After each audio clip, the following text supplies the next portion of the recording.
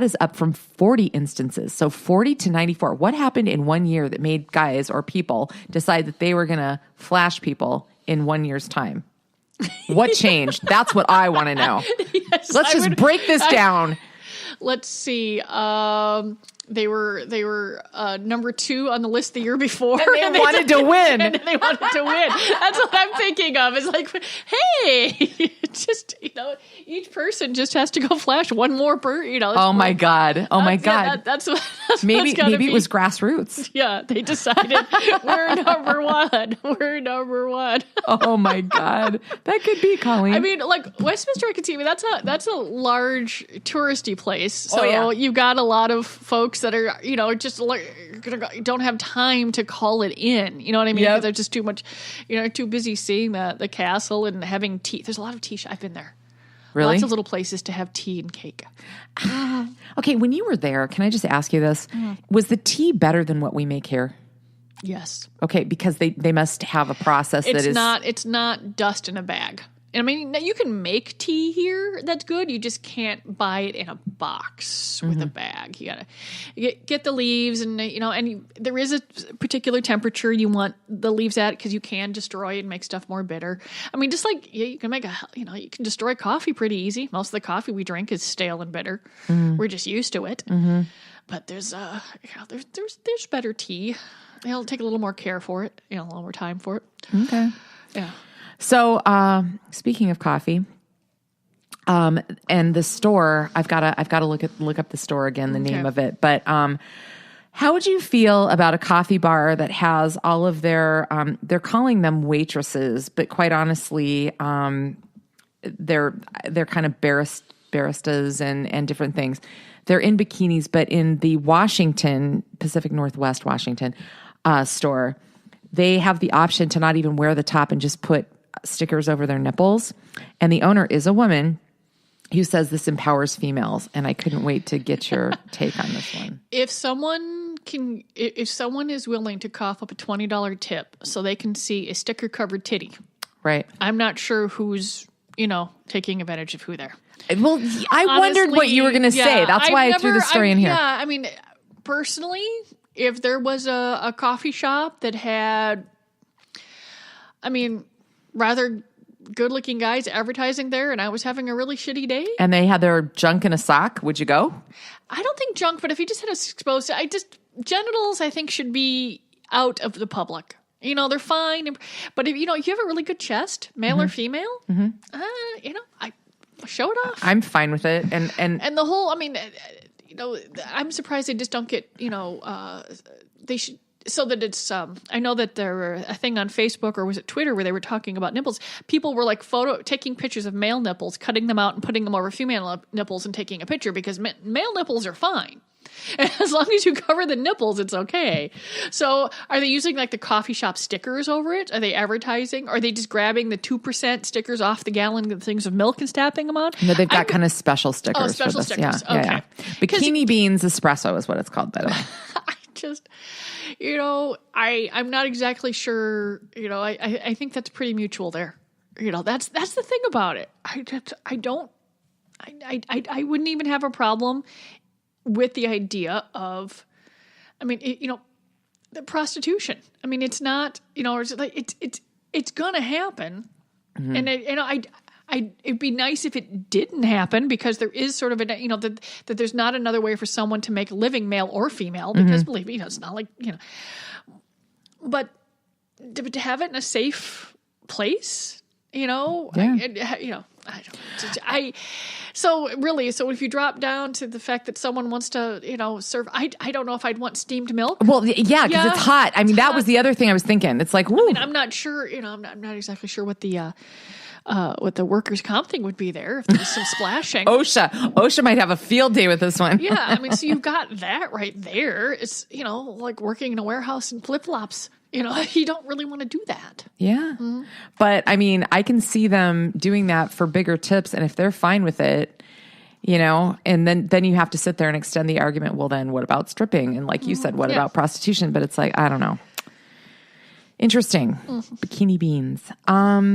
Wow. So this story, I see 3 words here that I realize that they're all together. There's not like a comma or a hyphen or deadly monster vagina. Deadly monster vagina. It sounds like a bad puppet. It sounds like a bad horror movie. Okay. And unfortunately, this poor woman in the UK lived this.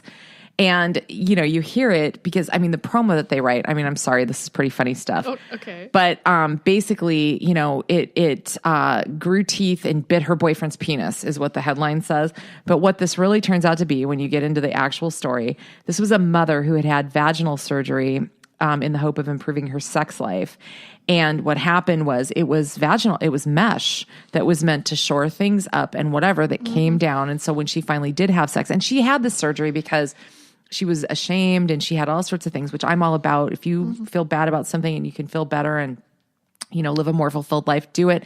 But the mesh poked through and ultimately it had to be taken out. But she went through really a horrible ordeal besides the poor guy who had his wiener, attacked. She went through a whole ordeal where doctor visit after doctor visit, they told her that everything was fine until finally there was something that finally caused medical concern, and I'm going to leave it at that because it's gross. And they finally said, we got to get this out immediately. Well, How sad is that? If the mesh is poking through, she should be bleeding. And she did eventually. Yeah, because that's interesting because I had the incontinence surgery with the mesh, and I had one of the little attached things poke through, and I had to have it replaced. There's no such thing as perfect; it was no big deal. But I knew immediately that something was wrong. Oh, and so that's very, very poor doctoring or physicianship there because you're not listening. She knows something is wrong, and they're not listening. I know, and that's really the story there. I think so too. Yeah. Absolutely. And I'm not one to promote the demonization of medical conventions because there's no perfect. But if someone says something's not right with my body, listen to them. Mm-hmm. I ended up having 2 surgeries that the first, I don't want to pee in my pants surgery because one of the things poked through and I was bleeding. And I'm like, okay, that's not good. But I'm just like, okay, but there's no perfect. I don't expect, we have yet to experience any sort of perfection in this, this world. Mm-hmm. And so I'm not, I wasn't, freaked out about it. I said, this one didn't work. Let's do, we'll do the other one. Obviously, if it's a heart valve or something more important, you got to be a little more careful and you want more perfect. I get that. But there's still no such thing as perfect. And people just seem to think that there is. I do though think that there is a fair amount of ignoring of women. Oh yeah, that's what I'm saying. That's what this is the story about. Right. She knew something was wrong, and they didn't take her seriously. And her boyfriend could testify to it. No, that's the deal. And then they put this on. Then this is the headline you get. You're just like, oh, I know. Okay, this one's a bit more serious, and I called it a sticky wicket because it really is. So. A guy goes to prison for rape, and I'm talking massive rape, like multiple victims, gets changed into a woman in prison, and that was funded by the British government, and now has been transferred to a women's facility because that's their law, because the classification was changed. I'm reading this going, and people are freaking out on so many different levels, but I'm sitting here reading this going, women can still rape women. So... it's about violence. And personally, I think the other prisoners will just take care of it. So I don't know why people are so worried about it. That they don't like, So you think they'll all just beat her up and... They don't like child molesters. They take care of that. I'm not saying it's a good, I'm not saying it's a good thing. I'm just saying it is. And you look at that, but the person, this is one of the things where you're like, you can't not do the good things because it might be one thing that's bad. Once again, there's no such thing as 100%. Mm-hmm.